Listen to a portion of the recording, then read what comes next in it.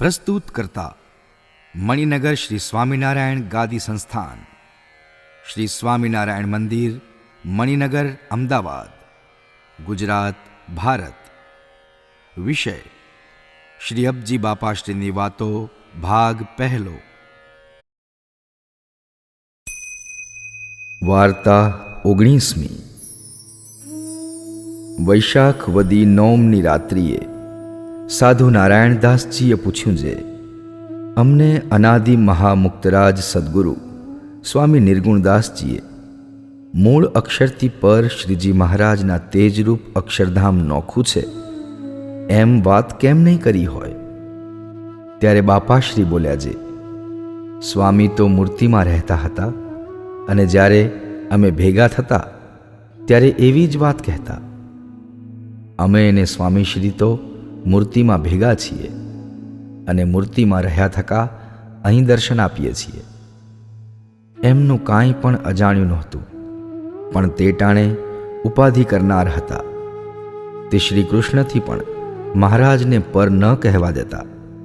તો તેથી પર મહાકાળ, અને તેથી પર નર નારાયણ, અને તેથી પર વાસુદેવ બ્રહ્મ, અને તેથી પર મૂળ અક્ષરોના મુક્તો, અને તેથી પર મૂળ અક્ષરો, અને તેથી પર શ્રીજી મહારાજના એકાંતિક, ને તેથી પર પરમ એકાંતિક, ને તેથી પર અનાદિ, ને તેથી પર શ્રીજી મહારાજ છે. એટલું બધું એકદમ શી રીતે કહેવાય? તેમાં તો ઉપાધિ બહુ જ થાય. એટલા માટે કહેતા નહોતા, પણ અમને કહેતા જે, બાવો મોટા ને મઢી નાની, તે મઢીમાં બાવો શી રીતે સમાય? તેમ જીવ નાના અને મહારાજનો મહિમા બહુ જ મોટો, તે જીવને શી રીતે સમજાય? માટે કોની આગળ કહીએ?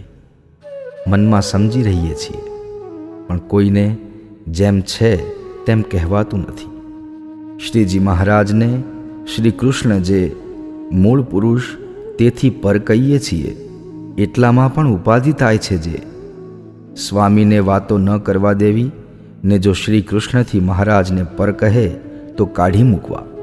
એકવાર કાઢી મૂકવાનો પણ ઠરાવ કર્યો હતો, પણ શ્રીજી મહારાજે શ્રી અયોધ્યા પ્રસાદજી મહારાજને રાત્રિએ સાક્ષાત દર્શન આપીને કહ્યું છે, તેમને તો અમોએ જીવના ઉદ્ધારને અર્થે ને અમારો મહિમા તથા ઉપાસના સમજાવવા માટે મોકલ્યા છે.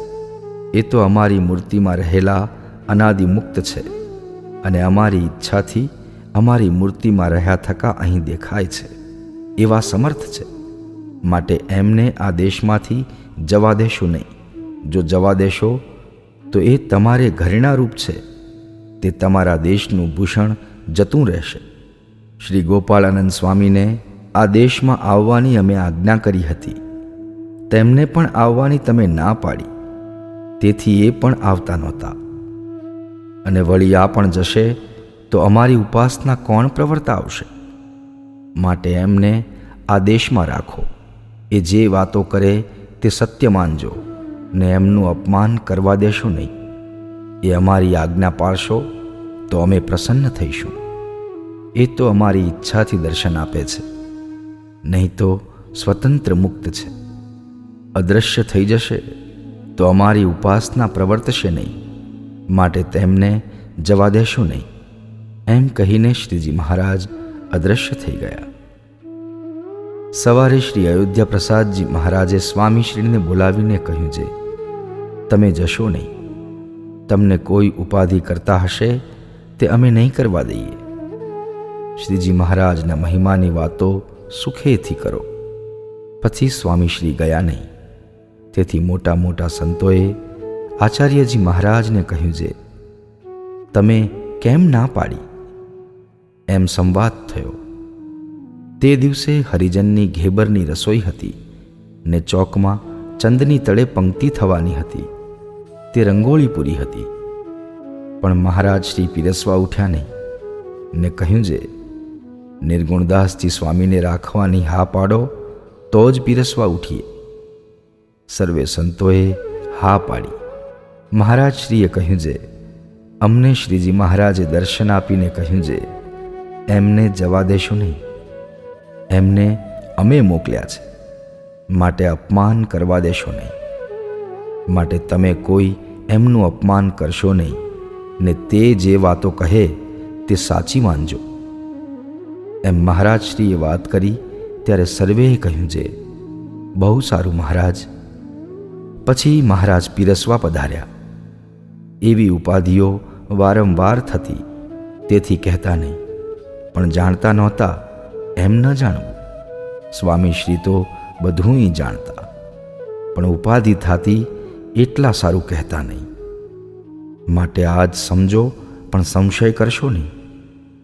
આવો જોગ મળ્યા છતાં નહીં સમજો તો તમારું ક્યાંય ઠેકાણું રહેશે નહીં.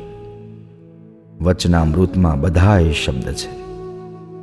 વાર્તાની સમાપ્તિ કરીને બોલ્યા જે, શ્રી સહજાનંદ સ્વામી મહારાજની જય અને આ સભાની માયાનો ક્ષય, એમ વર આપ્યો. ઇતિ વાર્તા 19મી.